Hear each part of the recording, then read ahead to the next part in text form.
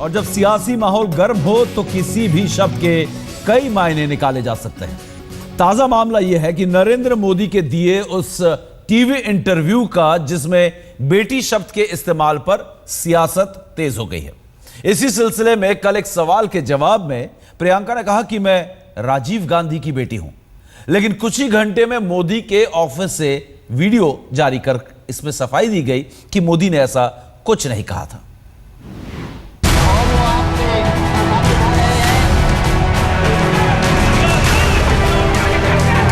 ये भारत देश है, इसे चलाने के लिए 56 इंच के सीने की जरूरत नहीं। आर्य ने राहुल, एस ने सोनिया, पिया ने बड़रा, पिया ने प्रियंका। और मुझे भी जितना नहीं करेंगे उतनी दृढ़ता से मिलना। पहले से ही क्या कम अदावत थी कि अब मुद्दों की कमी पड़ गई। मौसम के तेवर में गर्माहट भले ही 3-4 दिन से चढ़नी शुरू हुई हो, लेकिन सियासी पारा तो पहले से ही परवान पर था और अब तो बेटी के नाम से भी चुनावी अखाड़े में वोट युद्ध शुरू हो चुका है। मोदी ने इंटरव्यू में कहा है कि प्रियंका हमारी बेटी जैसी है, अगर वो कुछ कहेंगे तो हम बोलेंगे भी नहीं। मैं राजीव गांधी की बेटी हूँ, मैं राजीव गांधी की बेटी हूँ। एक बड़े ही अलग अंदाज और अदब में प्रियंका गांधी ने याद दिलाया कि वो राजीव गांधी की बेटी है। जवाब सीधे सीधे उस नरेंद्र मोदी के लिए था जिन पर वो पिछले 10-12 दिनों में जुबानी तीर से वार पर वार किए जा रही है। हालांकि यहाँ सवाल ये भी है कि आखिर प्रियंका को अपने वजूद की जड़ की ओर क्यों जाना पड़ा, तो जवाब में यहाँ भी वही चिरपरिचित मोदी का नाम और चेहरा सामने आया। सवाल ये भी कि वोट युद्ध में बेटी कहां से मुद्दा बन गई। दरअसल नरेंद्र मोदी ने कुछ दिनों पहले ही दूरदर्शन को एक इंटरव्यू दिया था जिसमें प्रियंका से जुड़े कुछ सवाल बीजेपी के पीएम उम्मीदवार से पूछे गए थे, लेकिन टीवी पर मोदी के इस साक्षात्कार से प्रियंका पर मोदी के जवाब को प्रसारित नहीं किया गया था। तकनीकी दिक्कतों को इसकी वजह बताया गया। इंटरव्यू के उस हिस्से के बारे में पहले खबर आई कि मोदी ने प्रियंका को अपनी बेटी जैसी कहा था, लेकिन बाद में बीजेपी ऑफिस की ओर से उस अनदेखी क्लिप को बेपर्दा कर सफाई दी गई कि मोदी ने ऐसा कुछ भी नहीं कहा है। बेटी पर कही अनकही बातों को लेकर सियासी पारा ऐसा चढ़ा कि बीजेपी ने सरकार और सरकार के जरिए नियंत्रित दूरदर्शन की नीयत पर ही सवाल खड़ा कर दिया। Doordarshan does not operate independently, and the ministry may claim that they've kept it at an arm's distance. Who has been censoring all this? Why was it aired after 3 days? And what is censorship about? These are things on which the Congress-led UPA has to answer. Interview में मोदी ने कहीं भी प्रियंका की बुराई नहीं की है और शायद यही वजह है कि अपने सबसे बड़े विरोधी के मुख से एक बेटी की तारीफ से कांग्रेस को मानो सांप सूंघ गया। I'm happy that Shri Narendra Modi considers Miss Priyanka as his daughter. I'm not sure whether Miss Priyanka would be happy to consider Shri Narendra Modi as a father figure. I'm not sure about that. कहते हैं कि सियासत में अनचाही, अनजानी, अनसुनी बातों को भी मुद्दों में बदलते देर नहीं लगती, फिर चाहे वो बेटी का मामला ही क्यों न हो। आगे आगे देखिए होता है क्या। दिल्ली से मनोज शर्मा के साथ आज तक ब्यूरो। क्या अब बेटी पर भी वोट युद्ध शुरू हो चुका है? ताजा मामला सामने आने पर प्रियंका और मोदी है, लेकिन इसे छोड़ दें तो भी पिछले कुछ दिनों से प्रियंका और मोदी के बीच जुबानी जंग की सीधी तलवार खिंच चुकी है। एक ने निशाना साधा नहीं कि दूसरा तीर छोड़ दे रहा है। ने इंटरव्यू में कहा है कि प्रियंका हमारी बेटी जैसी है, अगर वो कुछ कहेंगे तो हम बोलेंगे भी नहीं। मैं राजीव गांधी की बेटी हूँ, मैं राजीव गांधी की बेटी हूँ। अमेठी में प्रियंका गांधी के इस बयान के कई मायने निकाले जा रहे हैं। हालांकि प्रियंका ने अपने जवाब में सीधे सीधे कहीं भी नरेंद्र मोदी का नाम नहीं लिया है, लेकिन इशारा और निशाना दोनों उन्हीं की ओर था।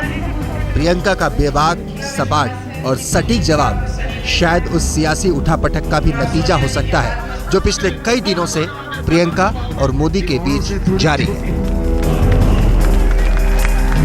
कुशासन, भ्रष्टाचार, सांप्रदायिकता, बेरोजगारी वगैरह वगैरह को मुद्दा बनाकर पहले से ही बीजेपी बनाम कांग्रेस की जंग परवान पर थी। लेकिन अब तो बेटी पर भी वोट युद्ध की शुरुआत हो गई है। हालांकि इसमें कोई आश्चर्य भी नहीं होना चाहिए, क्योंकि शासन और सियासत के तमाम पहलुओं पर इससे पहले भी मोदी प्रियंका की भिड़ंत हो चुकी है। चाहे वो मोदी का पेश किया हुआ RSVP मॉडल हो या फिर उस पर प्रियंका का पलटवार।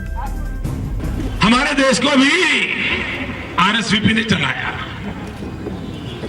पहले RSVP एक्नॉलेजमेंट के लिए हुआ करता था, अब RSVP का मॉडल आया है। RSVP मॉडल आर्या ने राहुल, एस ने सोनिया, बी ने बड़रा, पी ने प्रियंका।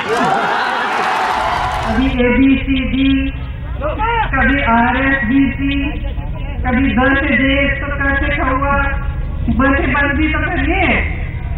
आप किसी प्राथमिक पाठशाला को तो थोड़ी संबोधित कर रहे हैं कि देश की जनता है, जनता में विवेक है, जनता के कण कण में वो उदारता की भावना है जो मेरे आपके अहंकार से कहीं बड़ी है।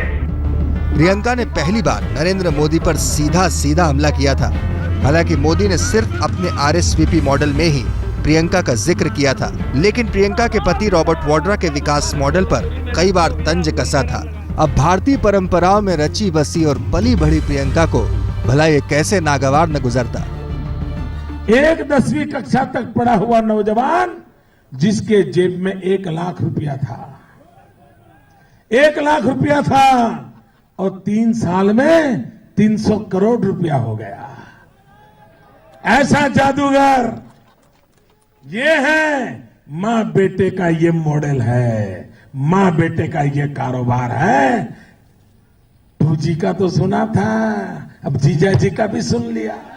बौखलाए हुए चूहों की तरह दौड़ रहे हैं और इनको करने दीजिए। जितना करेंगे उतना, जितना करना चाहें करें।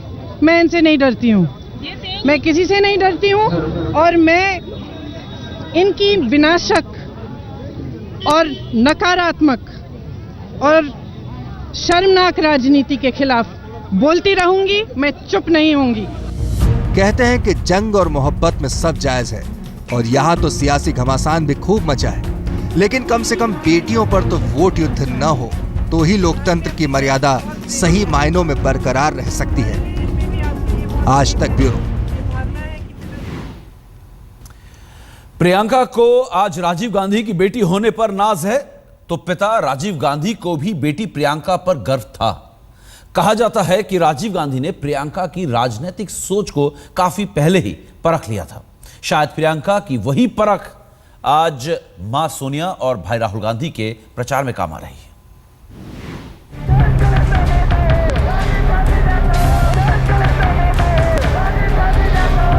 राजीव गांधी एक खुशनुमा व्यक्तित्व, एक सहज सरल चेहरा, एक ऐसी शख्सियत जिसके प्रधानमंत्री बनने के बाद देश को लगा कि 21वीं सदी तो 15 साल पहले ही दरवाजे पर दस्तक दे रही है। इस शानदार व्यक्तित्व की लाडली हैं प्रियंका गांधी। पिता की उंगली पकड़कर चलने की यादें प्रियंका के जहन में रची बसी हैं। ये भी याद है कि कैसे उनके पिता ने अपनी दुलारी बेटी को समाज और राजनीति का सच समझाया था और कैसे नेहरू गांधी परिवार के संस्कारों से रूबरू कराया था। शायद यही वजह है कि बीजेपी के प्रधानमंत्री पद के उम्मीदवार नरेंद्र मोदी को प्रियंका से एक करारा जवाब मिला। जवाब ये कि मैं राजीव गांधी की बेटी हूं। मैं राजीव गांधी की बेटी हूं। प्रियंका में जमाने को राजीव गांधी का अक्स दिखता है। कम से कम अमेठी तो 30 साल से प्रियंका को देख रही है और प्रियंका भी अमेठी को। सबने प्रियंका की उस मजबूत शख्सियत को तब से देखा है जब 23 साल पहले उनके पिता की आतंकी बम धमाके में मौत हो गई थी। 47 साल के जवान सपनों वाले पिता की मौत ने प्रियंका को झकझोर दिया, लेकिन अपने गम को उन्होंने जमाने के सामने नहीं आने दिया। वो अपनी मां का संबल बनी। राजनीति को जैसी मजबूती चाहिए थी उसका एहसास उन्होंने देश को तभी दिया था, लेकिन राजीव गांधी को तो पहले से पता था कि उनकी बेटी राजनीति के दांव पेच को बखूबी जानती है। वो रविवार में इंटरव्यू उनका राजीव जी का था व्यक्तिगत जीवन के बारे में, और उसमें उन्होंने कहा था कि कोई जैसे राजनीतिक खबर कहीं से उनको मिलती है तो प्रियंका अपने दोस्तों से पता लगा के लाती है, तो उसको राजनीतिक बातों में रुचि है। राजीव की विरासत सोनिया को मिली और सोनिया के वारिस राहुल गांधी हुए। प्रियंका सक्रिय राजनीति से दूर रही, लेकिन पिछले दिनों जब ये धूम मची कि प्रियंका को लाकर ही कांग्रेस को बचाया जा सकता है, तब कांग्रेस महासचिव ने 24 साल पुरानी एक सच्चाई बयां की। जहां तक मेरी जानकारी है, प्रियंका गांधी बचपन से ही राजनीतिक मामलों में रुचि लेती रही हैं।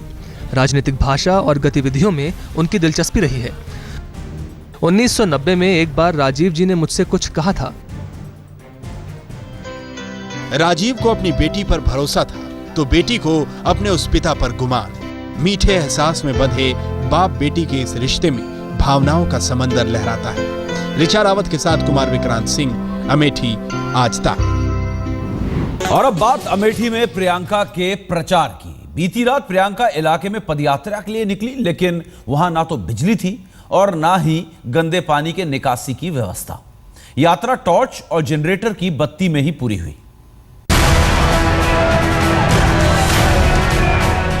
सियासी समर में मां सोनिया और भाई राहुल की जीत के लिए प्रियंका की मेहनत ने दिन और रात का फासला तक खत्म कर दिया है। सोनिया के लोकसभा क्षेत्र रायबरेली में तो 30 अप्रैल को मतदान हो चुका है, लेकिन अमेठी का इम्तिहान अभी बाकी है, जिस पर फैसला 7 मई को होगा। लिहाजा प्रियंका का मिशन अब अमेठी में केंद्रित हो चुका है। चुनावी दिनचर्या की शुरुआत सुबह सुबह होती है, लेकिन नुक्कड़ सभाओं, जनसभा और पार्टी कार्यकर्ताओं से मुलाकात में वक्त रेत की तरह सरकते हुए तेजी से आगे बढ़ता है और रात होने में देर नहीं लगती। अमेठी की ऐसी ही रात में प्रियंका पदयात्रा पर निकलती है, लेकिन एक अलग ही तस्वीर सामने नजर आती है। अमेठी के इस इलाके में न तो बिजली है, न ही पानी की निकासी के लिए समुचित व्यवस्था और न ही कोलतार बिछी सड़कें। अमेठी के विकास की कहानी की एक वानगी ये भी है। प्रियंका के स्वागत के लिए हालांकि लोग तो बहुत खड़े हैं, लेकिन जिस रोशनी में वो प्रियंका को देख पा रहे हैं वो मीडिया के कैमरों की लाइट है, और कुछ रोशनी उन टॉर्चों की भी जिसे प्रियंका के साथ चल रहे लोगों ने थाम रखा है। जैसे संध्या का नई दुल्हन आवे 4 बजे उठ के चली जाए, वही इतना बिजली आवे। 4 बजे 4 घंटा बिजली आती है। जैसन 4 बजे खुले आँखी जैसन गाय बिजली। यहाँ पे बत्ती तो है नहीं। कितना टाइम आता है? यहाँ 10 बजे 11 बजे आता है। थोड़े टाइम के लिए? थोड़े टाइम के लिए बस। तो अभी इलेक्ट्रिसिटी तो नहीं है? नहीं, बत्ती कोई नहीं मिल रही है यहाँ पे। बत्ती बहुत कम आती है यहाँ पे। तो फिर क्यों इंतजार कर रहे हैं प्रियंका गांधी का? विकास तो किए नहीं। उनका इंतजार होगा। उनका इंतजार होगा, चाहे बत्ती हो ना हो। हो ना हो, पैदल आए या कुछ भी आए, लेकिन इंतजार होगा।